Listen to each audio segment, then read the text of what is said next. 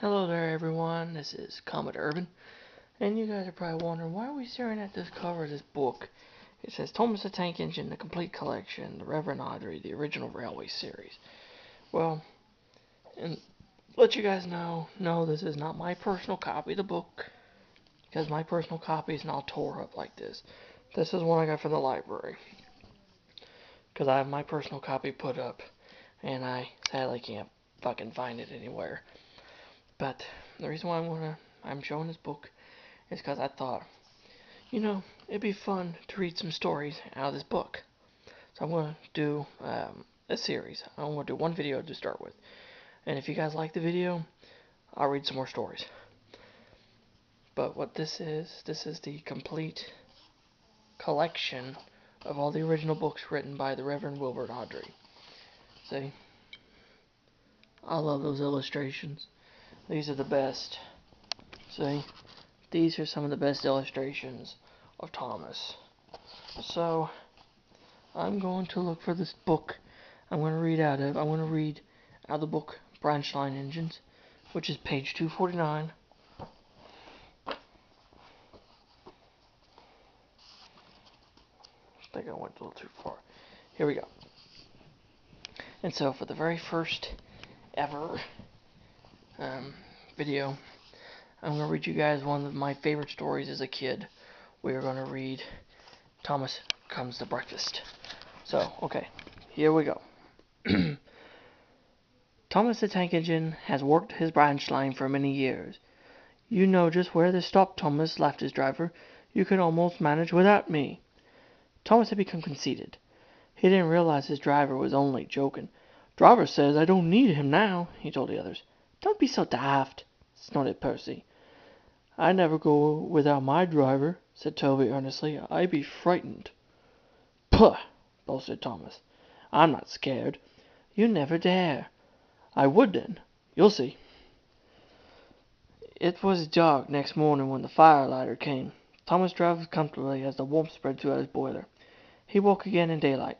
Percy and Toby were still asleep. Thomas suddenly remembered. Silly stick in the muds, he chuckled. I'll show them. Driver hasn't come yet, so here goes. He cautiously tried first one piston, then the other. They're moving, he whispered.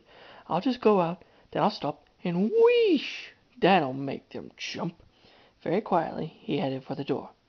Thomas thought he was being very clever, but really he was only moving because a careless cleaner had meddled with his controls. He soon found out his mistake. He tried to wheesh, but he couldn't. He tried to stop, but he couldn't. He just kept rolling along.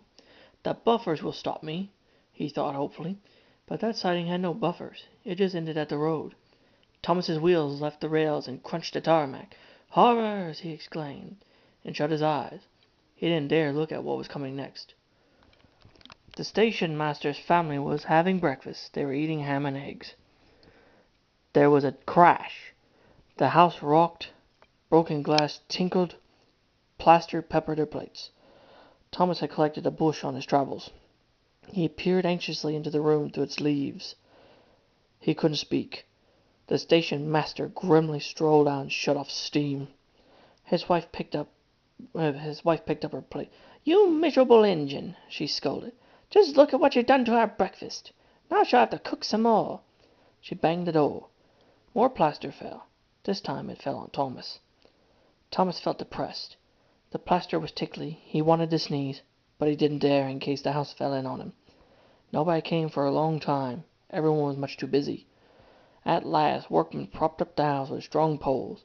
They laid rails to the garden, and Donald and Douglas, puffing hard, managed to haul Thomas back to the yard.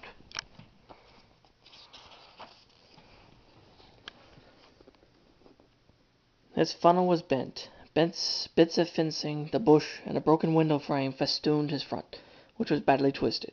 He looked comic. The twins laughed and left him in disgrace. You are a very naughty engine. I know, sir. I'm sorry, sir.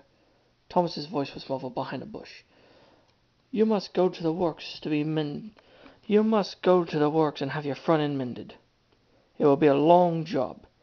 Yes, sir, faltered Thomas.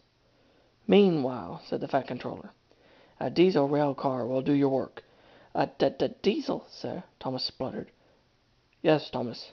Diesels always stay in their sheds till they are wanted. Diesels never gallivant off to breakfast in station masters' houses. The Fat Controller turned on his heel and sternly walked away. So, guys, that is the first story out of the book Branch.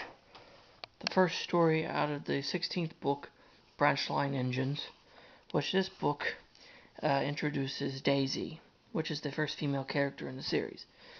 And this was illustrated by John T. Kenny.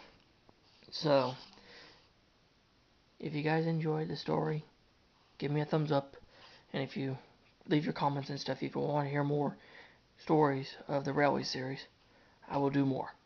So until next time, this is your friend Commodore Urban saying, let the tracks be clear ahead for you, full steam ahead, and God bless. See you later. Take care.